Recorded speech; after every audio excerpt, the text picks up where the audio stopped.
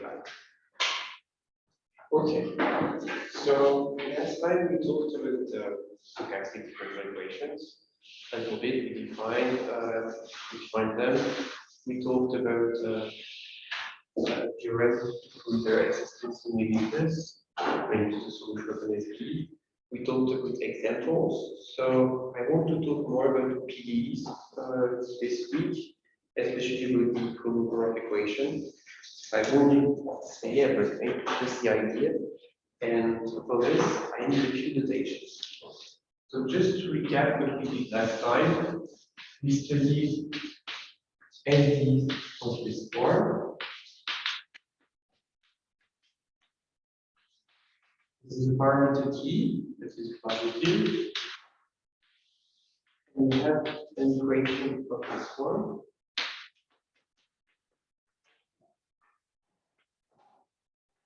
And we saw that what we mean by this equation is actually that x of t is equal to the initial condition, which is the integral from 0 to t of f of s, x of s, ds, plus the integral from 0 to t of j of s, s, d to the legal term.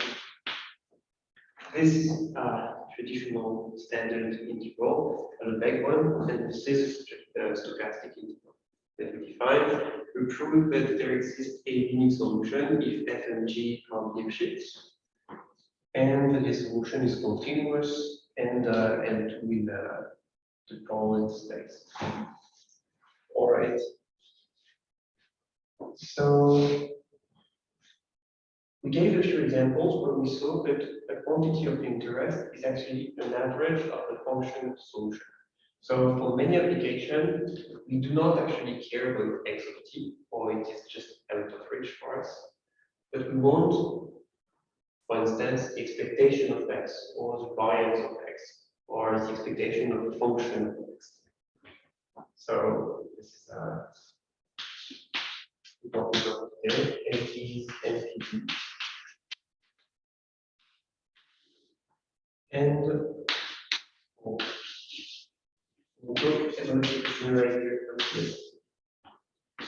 We define a function of x, xt, of tx is the average of a function of the solution, knowing that we start from the point x. So here I still need an initial condition for it to be well defined, and so I put it as an argument here. It is a dependence of this function in the initial condition. Of course, simplicity will simplify this equation. We'll just say that it's autonomous. No problem, we can just increase the size of vector x to make it autonomous. This doesn't. Yes, because f of x is plus g of x derivative. Okay. And as we saw before, u is important for the examples that we saw. For instance, in the Black-Scholes equation, so that was ds t equal to alpha st dt plus xt, for instance, alpha and beta. And what is really important is, for instance, the expectation of the gain of x. And expectation of st actually satisfies an ODE. So if we compute it, so we have st is equal to s0 plus d0 of alpha s ds plus d0 t of beta s dwf. And if I take the expectation, I have expectation of st equal to expectation of S0, then we'll assume that it's deterministic. So we'll just say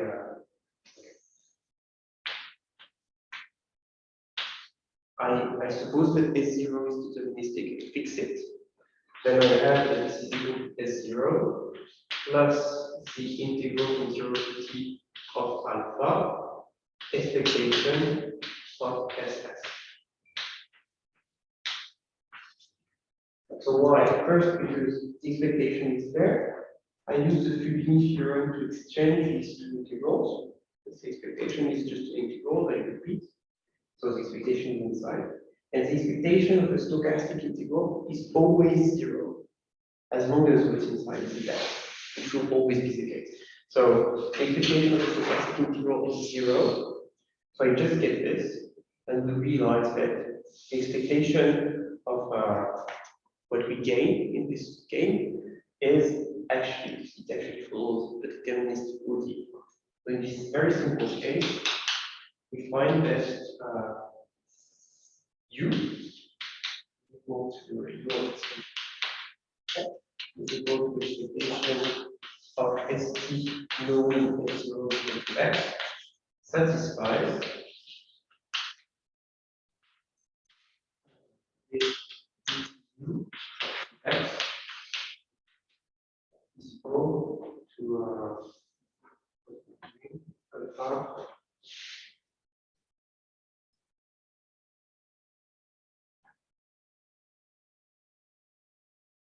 Okay, lost. Just alpha like yeah.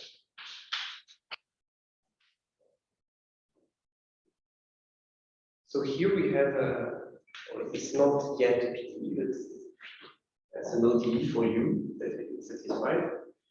So we would like to make it more general for other kind of equations. Yeah, may I ask a question? How do you actually define a conditional expectation with respect to x not equals x? It's not a signal algebra. Say again, sorry. X not equals x that generates a signal algebra. Could you give a definition of this expectation? Okay, so either you understand it with a probability, you just assume that x0 is deterministic, is fixed. Or so yeah, this is from the definition of conditional expectation, which was at the very beginning. But so this is the unique random variable set. No, I know. Okay. What do you mean? So as conditional expectation usually is defined as some signal algebra. Yeah. What do you mean when you write x not equals x? Do you mean some signal algebra generated by physicality? What is a signal algebra? You don't have to define it with respect to signal algebra. I mean, just define it with respect to an event. So I just define it with respect to the sigma algebra spanned by the event x0 is equal to x. Okay. Yeah.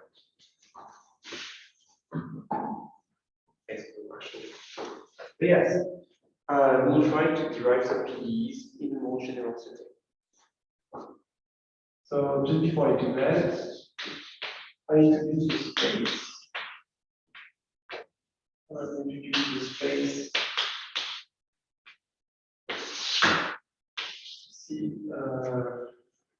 CKP.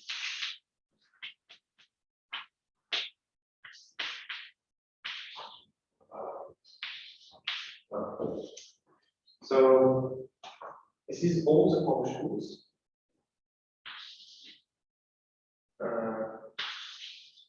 Set of functions. Right. And we can reduce CK from I such that x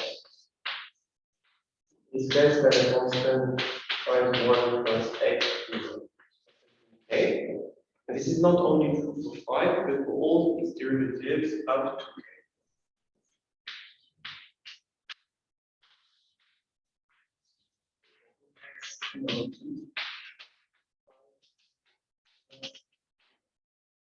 What I'm saying here is that phi and all its partial derivatives have polynomial growth. And here, the constant c and k depend on I. But they are uniform growths. So these are very simple functions that we call test functions. And just keep in mind that what we have, what we really want is phi to be a polynomial. Like phi of x is equal to x, or phi of x is equal to x squared. That's what we have in mind. And I use the notation. If I go to this, I won't give it again.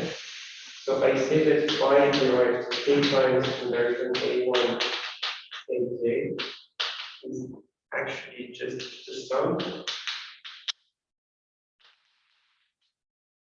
from 1 to d on all the k indices I of dk phi over d dx dx prime 1 dx prime k multiplied by a1 by 1 ak prime. So it's a crazy notation to mean something very easy. For instance, phi prime a is just the multiplication of the Jacobian J5 by the vector A, and phi second of A1 and A2 is A1 transpose phi second A2 if takes values in one.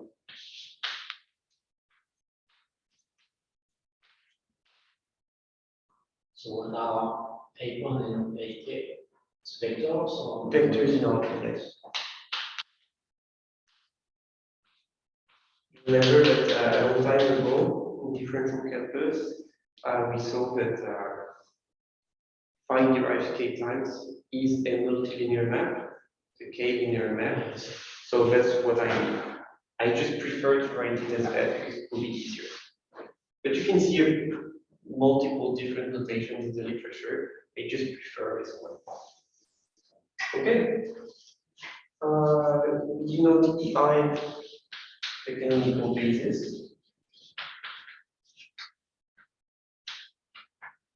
And now we have everything. So the main theorem of today is a theorem. It's a theorem.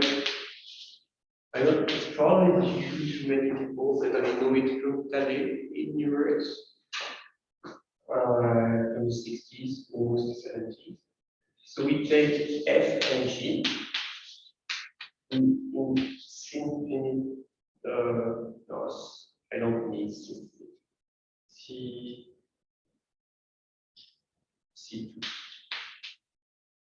plus 2PS. I will just do it with where F and G have bounded partial derivatives.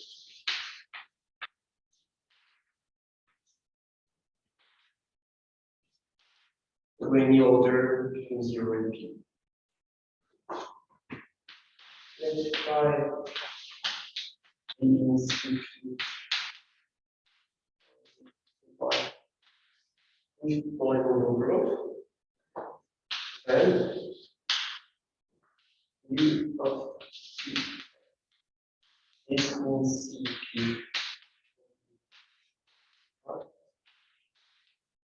and u and well, L is called the generator of this.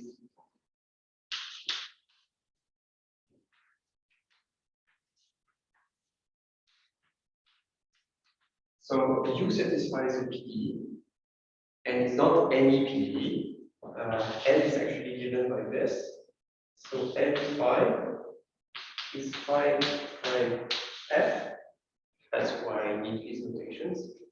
Plus 1 half sum of I equals 1 from 1 to t. Okay, from 1 to k. 5 seconds G T 5.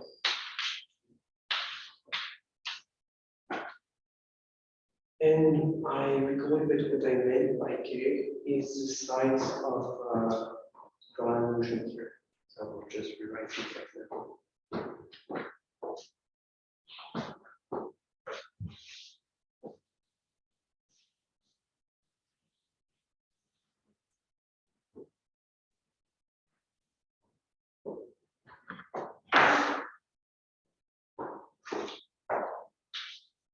So when I write dx equal to f of x on t plus g of x d w, I mean that this is in RD, this is also in RD, this is in RD times k, and the bound motion can be in RD.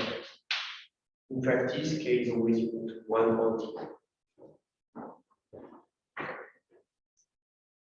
So we would like to find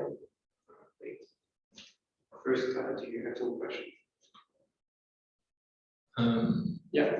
The u of tx here, is it already given as related to f and g or something?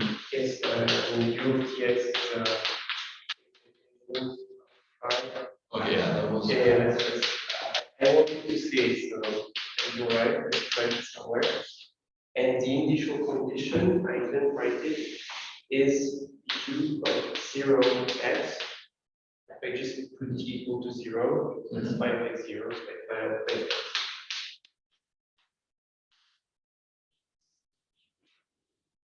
Here it is. And this is cool, it has different names. I will call it the Kolmogorov equation.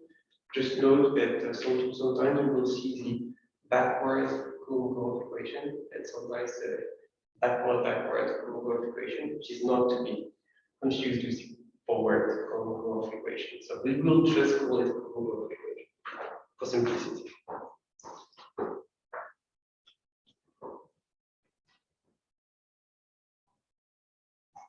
And maybe, yeah, let's give a few examples.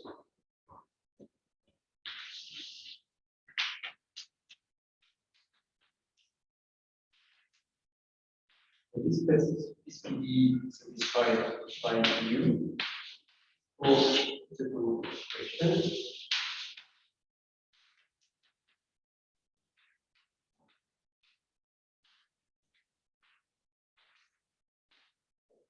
And we can see very important examples. So first example is for dx is equal to dw.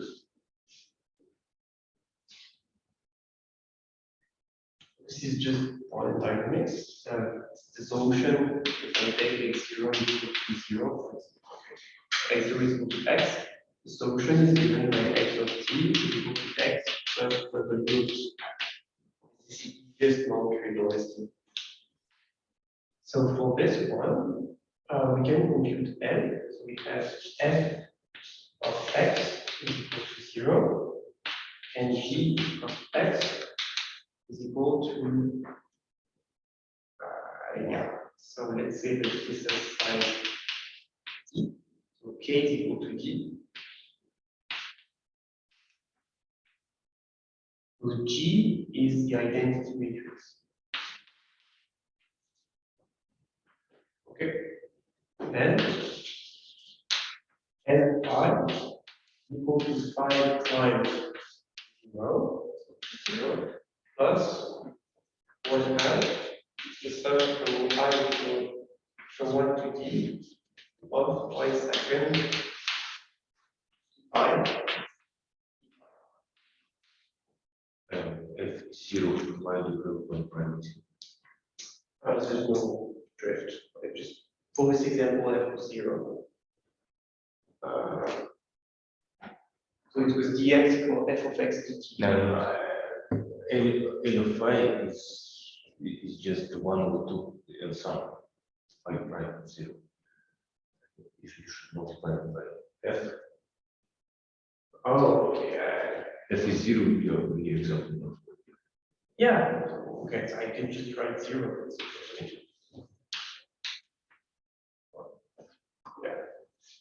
this way explicit. So this part is 0, and this part we know. Using my weird notation, this is just t5 derived by txi squared. This is actually when I sum, this is the Laplacian of phi.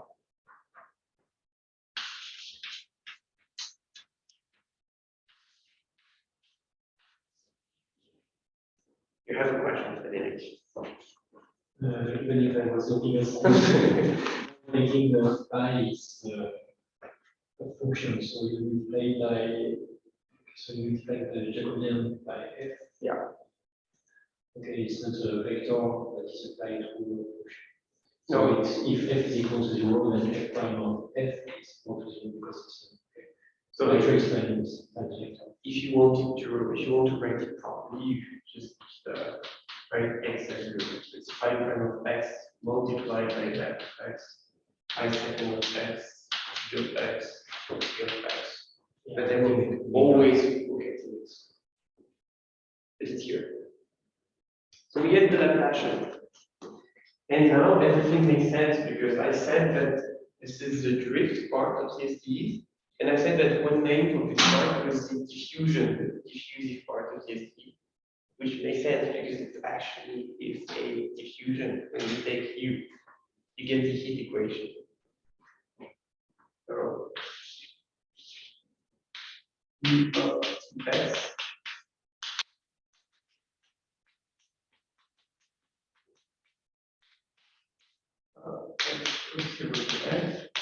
satisfies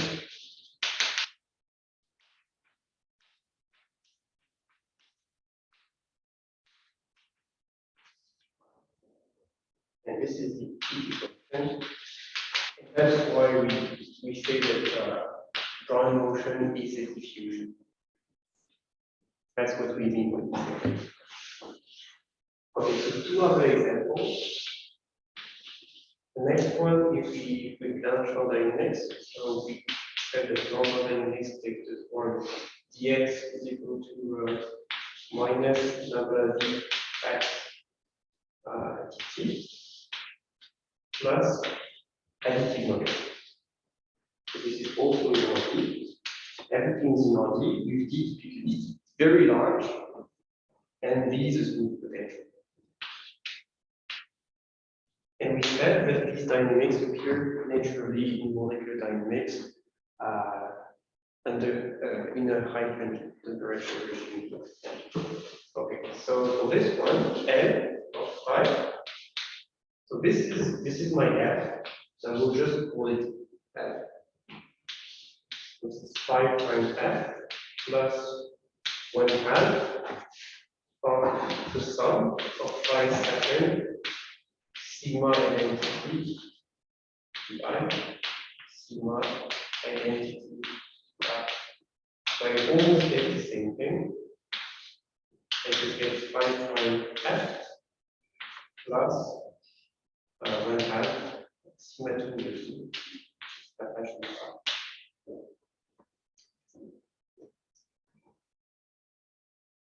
So this is what you get if you take a D2 noise in general. You always get to that fashion, which is the easiest operator you can find for the noise in this case.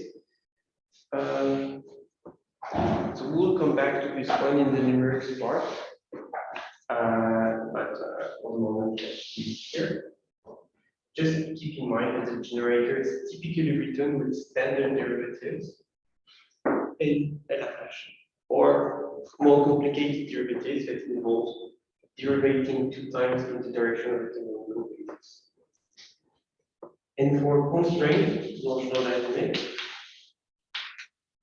we can read together, I think. Constraint notional dynamics were defined as Dx equal to f of x plus I and x f of x dt plus I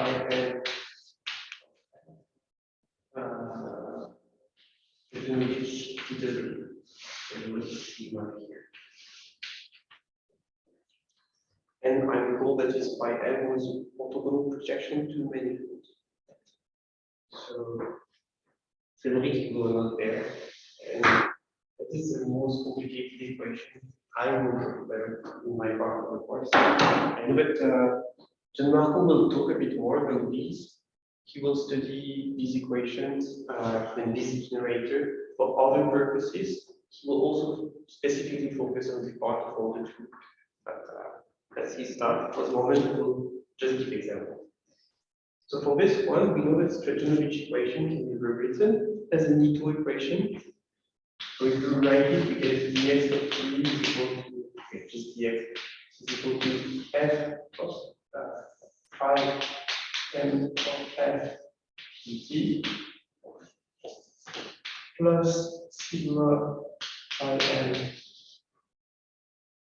dw plus 1/2 sigma t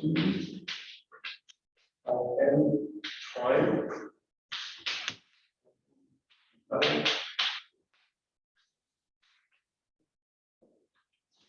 So this is just believe me, if you write the into operation, that's what you get. So this whole part here is the drift, and this one is the martingale part. So what we get is L phi is equal to phi prime, therefore phi and f plus this term, so sigma t over to sum of phi prime.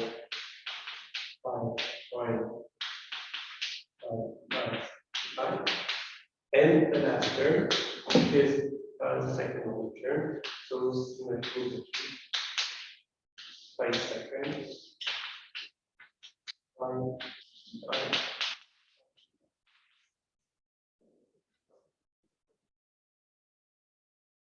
And of course, it's still almost static noise, so you can make you can get easily some more complicated equation than this.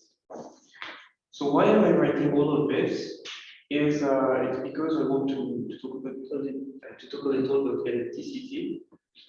We'll need in the following that the generator is elliptic. So you see that here for the Laplacian is basically elliptic. If you take additive noise, it is elliptic, means uniformly elliptic by definition, which is great for us. At least this part, but we need some assumption of f. And in this case, on the manifold case, we'll see that this kind of dynamics correspond to. Okay, let's take an example. This kind of dynamics appear when you study a particle that moves on the manifold. So here, the manifold will be donut, and the particle moves on it. And the generator is elliptic only on the manifold, to make it simple. But it's hypoelliptic. So if Arlen was here, he would tell you about it. But what I mean here is that you can, if you study a particle that evolves in the space, you can derive some properties of the particle from properties of the generator. So for instance, if the generator is elliptic, it means that the particle will go everywhere. It means that the particle is completely free to go everywhere, and you almost surely will visit the entire space. If it's not, it will stay in some places. It's not sure that it will visit everywhere. This property that we call ergodicity, we'll talk about it a bit more. But that's why this PDE the Kolmogorov equation is very important.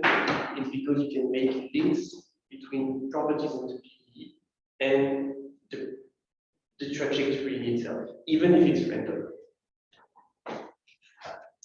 Okay. I have a question about your examples. Generally, sometimes you see the horizon sets of the Laplacian divergence of the horizon P applied to the gradients. Can you also reach this kind of equation by an SDE? Okay, just say it again. Divergence of P applied to the gradients, and this replaces the Laplacian. So open the brackets. P applied to the gradient of gradient of phi. So when P is equal to identity, we will correct that. Get to the Laplacian, yeah. So can you find the Is it a generator of a certain equation? This is actually a very good question. I wanted to talk about it after the proof, but I can talk about it right now because I didn't plan much about it. So a question that is very well discussed in the literature, of course, is given a second order differential operator, is it the generator of the particular SDE? The answer is, of course, no in general. It's not clear. So part of the answer, if you want a sufficient condition, you can just study okay. You can just study the second order part of the operator, and you can always write it as something like okay, you can write it as some matrix Q of X.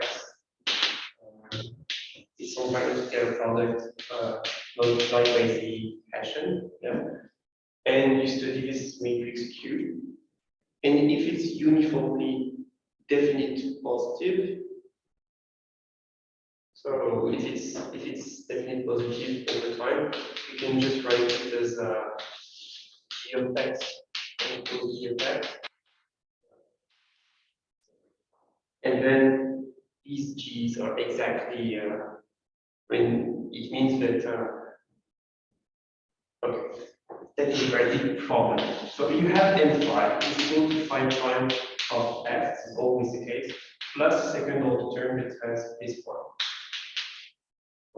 So if Q of X is definitely positive, you can decompose it as this. And then you can say that M is the generator of the diffusion F of X is plus G of X. The root. I'm making it simple for you. But if it's not definitely positive, it doesn't mean that it cannot be the diffusion, the generator of the diffusion. You just have to,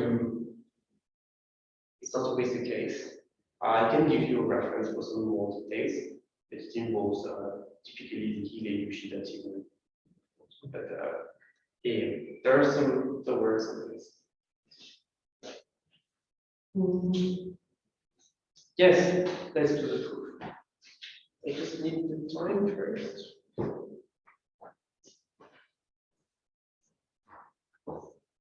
Yeah, well, very slow. So all the proof is actually not that hard as long as you don't say everything. So I won't say everything at some point. It's really not that hard. So we'll just use the equal formula as before. So we have U of Tx, which is the expectation of a function of the solution, knowing a starting point. For simplicity, we assume that X is the limit.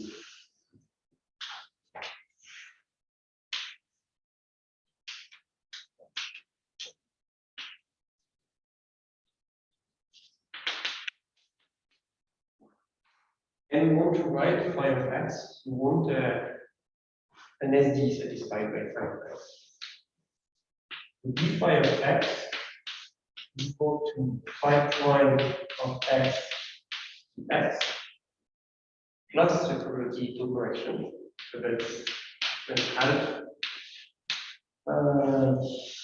phi prime by second of, okay, I have to write it properly. So we said it's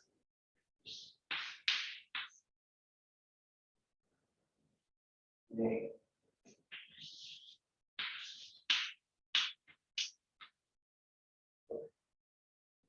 So we said that dx satisfies f of x equal to x to the root.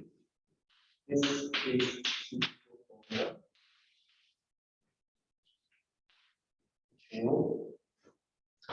And what I mean by this is that phi of x of t equal to phi of x0 plus the integral from 0 to t of phi prime of x of x f of x of s, yes, plus the integral from 0 to t of phi prime of x of s g of x of s s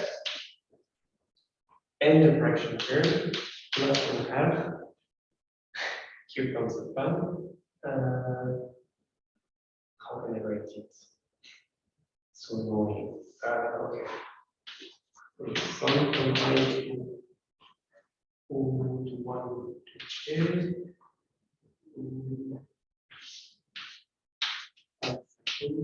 Of x of s. G of x of s.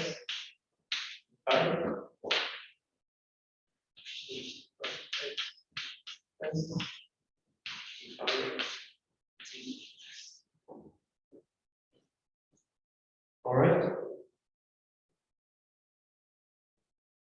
So now what I want to take is the expectation of this. And by the way, I can say that this is equal to phi of x. Just assume that this is reasonable. So I replace it by phi of x.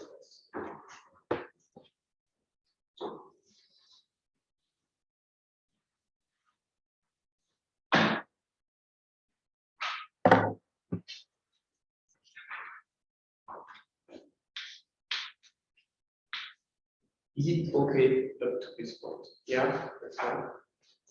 I'm going to be fast on the two formula because just think of this term as a Laplacian, it will be okay. Expectation of phi of x of t is then equal to expectation of phi of x, which is deterministic, as you assume, phi of x, plus the expectation of this thing, and I can exchange the integral and the expectation. The integral from 0 to t of expectation of phi of x like phi of f.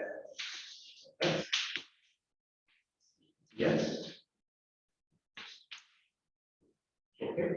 Plus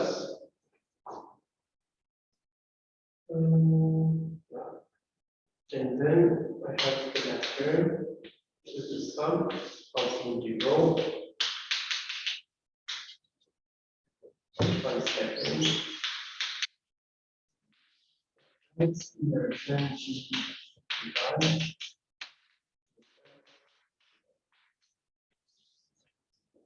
And you see that this integral disappeared because the expectation, the stochastic integral, is always 0. Okay. And then I'm almost done. Almost. What I actually find, you recognize here 5 rand math and 5 second GGBI. You see exactly the definition of the generator that I gave. That's fine, so you from 0 to t of the expectation of N5 x t.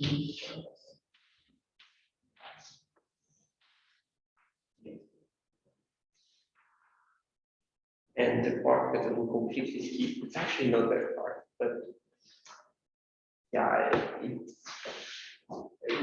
chose not to talk about some other, so let's not talk about that. It's fine.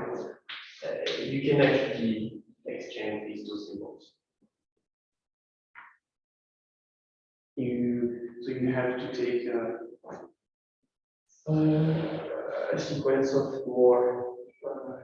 a sequence of functions that converges to this, and then you exchange, and the limits can be exchanged, everything is fine.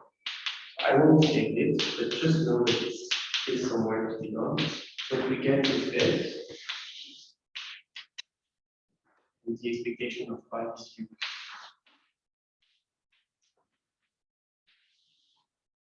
That's what we wanted to prove. And we'll take a break here.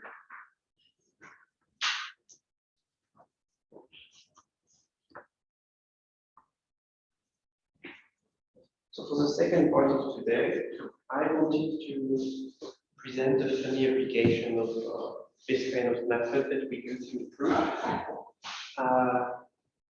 as an application of a probabilistic algorithm to solve a PDE. So it's something different.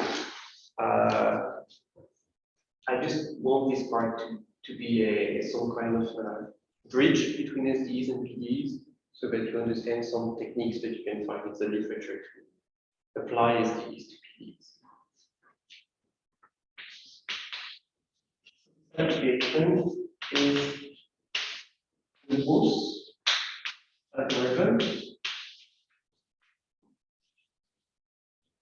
I'm going to put it very fast at the beginning of the course, but let me talk more details about it. This is the walk on spheres. We'll see in a moment why. But let me first describe a problem that you know. It's a derivative problem.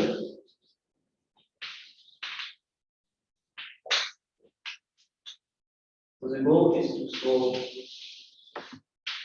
system. You want to find an equation that is C2 in the domain, let's say square, for instance, that is an open set. And it is also continuous on the boundary, on the closed set DR.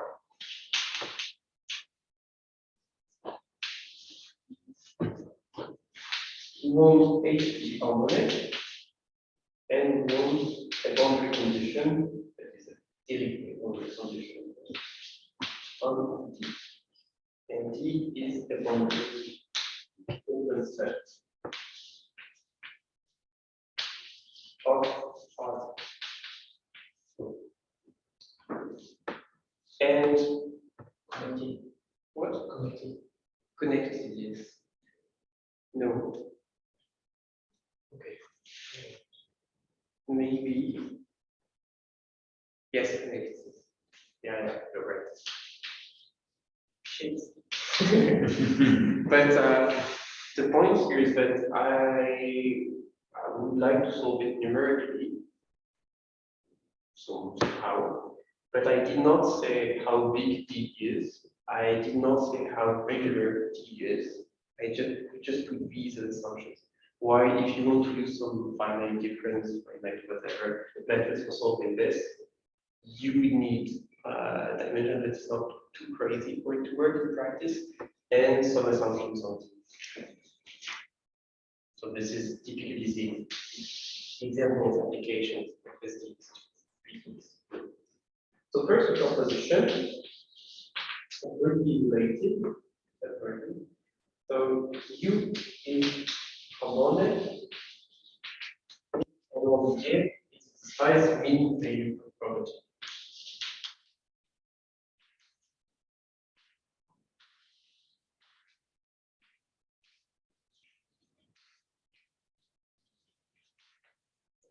What I do mean with this is that for all closed balls of radius R centered in X, that is including D, U of X is the average of the value of Z on the outside of this ball. Let's see R of X and U of PR. Yeah.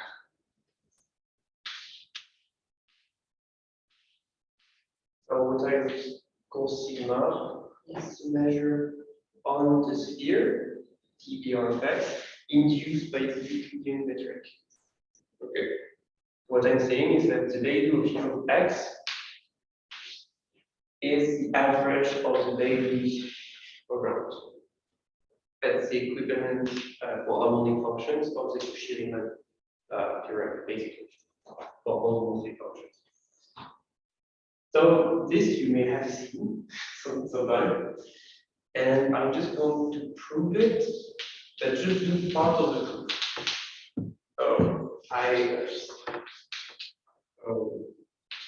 It's okay. This you've seen sometimes in your studies. I won't do it again. I just want to do a probabilistic proof to this. So we assume that Laplacian of u is equal to 0. All right? Then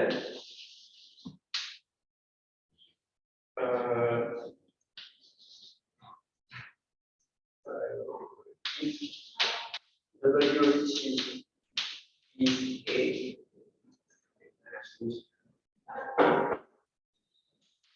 if W of t is a Dark motion that starts at x,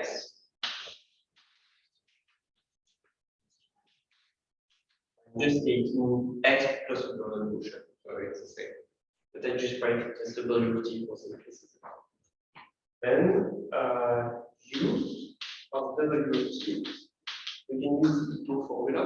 It's equal to u of W0 is u of x plus the integral from 0 to t of u prime. Yeah. Okay, we'll write it like that. W of ws t ws plus 25 of integral from 0 to t of Laplacian u of w of s. So this is the exact same thing that we did for the example. We took dx is equal to tw, and we found that u satisfied this equation. But in this case, we assume that Laplacian of u is 0. So this is 0. And if we take the expectation of the stochastic integral is 0, so we just get u of s. So what we get in the end is that the expectation of u of wt, knowing that w0 is x, is equal to u.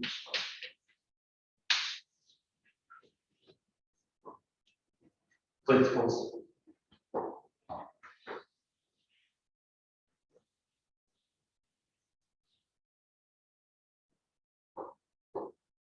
Now, a while ago, we talked about stopping points for martingale. So we will do that a second time. So we define so we are x the integral of the points such that WT is the boundary.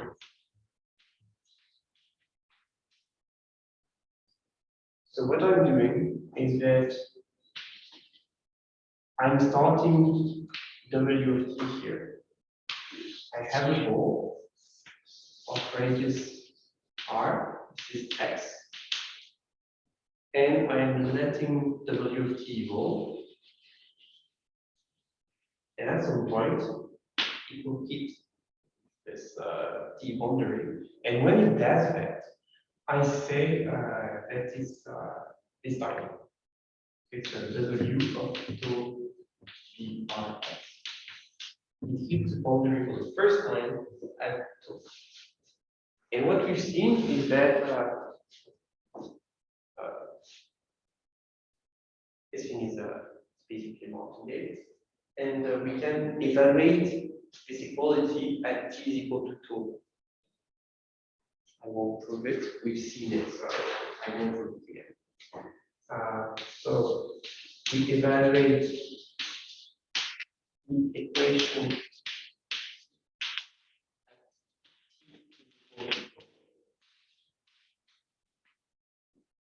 and that gives u of x equal to the expectation of u of w of rho p r.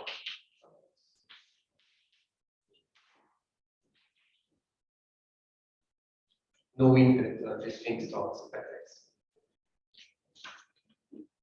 The question now is how do we compute this expectation? And it basically amounts to ask the question, what is this random variable? Is this a random variable that starts at X, but it's the sphere. And we know that W, so the arc of X, actually takes values on the sphere. Makes sense, right? Because when I stop it, it lies on the sphere. But you see that by symmetry, it has the same probability to hit any point on the sphere. Right? So we know this law. It's called the uniform law. Notify U. And this uniform law, we know its density.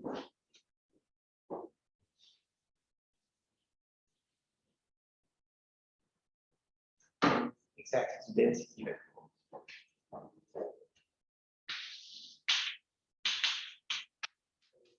Expectation of W to be Rx is integral of U of Z.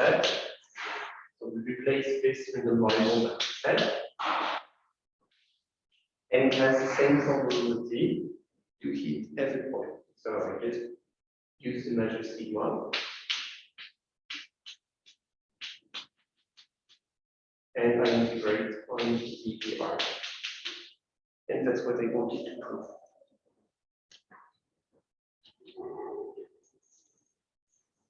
So I think this small result is amusing because you can actually use probability and common sense to prove this proposition. It's actually important, and we've all seen the proof of it, but it relies on Taylor expansions. I mean, small Taylor expansions, and it's not really amusing. This one is amusing, it's just probability. Okay. So this was just the idea, but we can do even more. So if I sum up what we understood,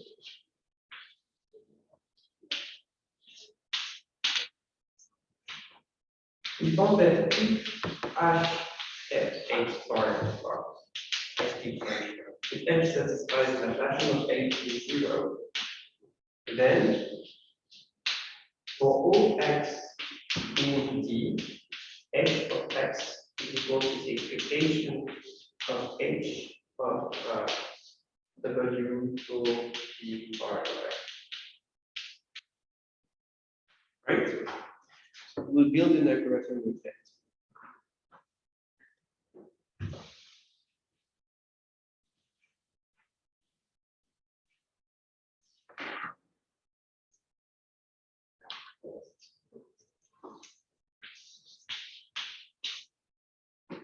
So we begin, we have arc x bar x. So R is just a parameter that can fix to anything that's not too crazy. It's just R is a parameter between 0 and 1. We don't care. So arc x bar x of 1. It's a sequence.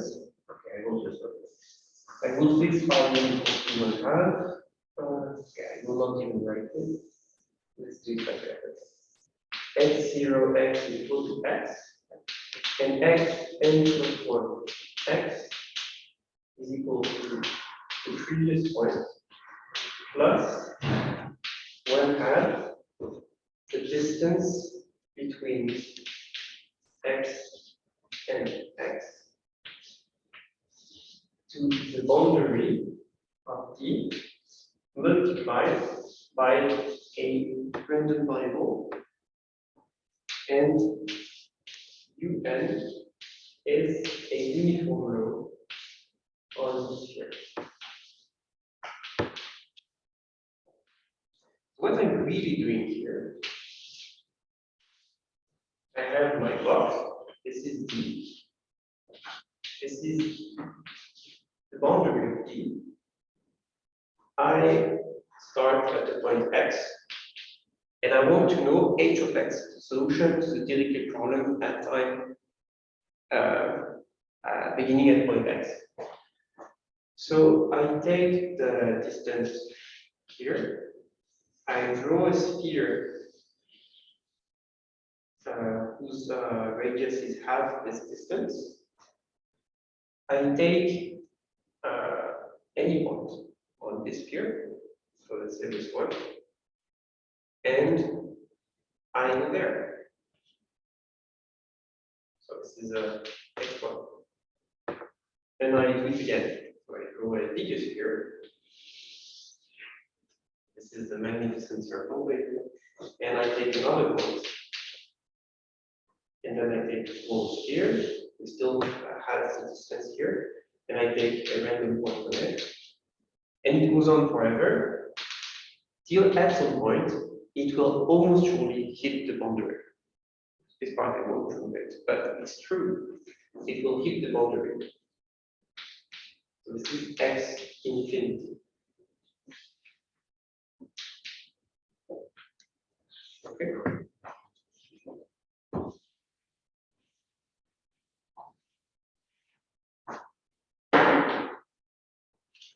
The proposition that I want to use is that x n converges almost surely to x infinity x. That is on the boundary. Okay. This is not easy, I say. And we have a second thing, is that x n in n is a logit with respect to smallest algebra that makes this event. Actually, I can write it with respect to Fn equal smallest algebra spanned by one these random numbers. Thanks.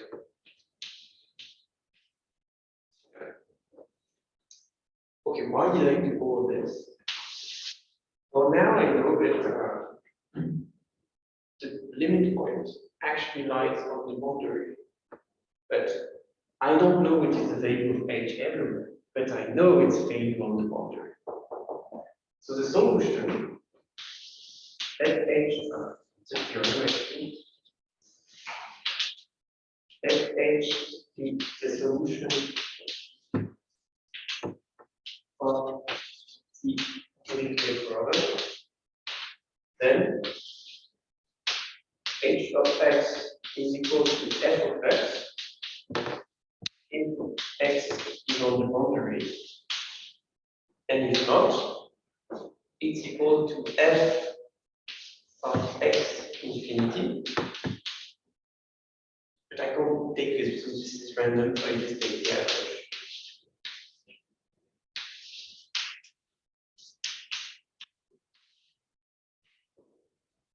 And that's it.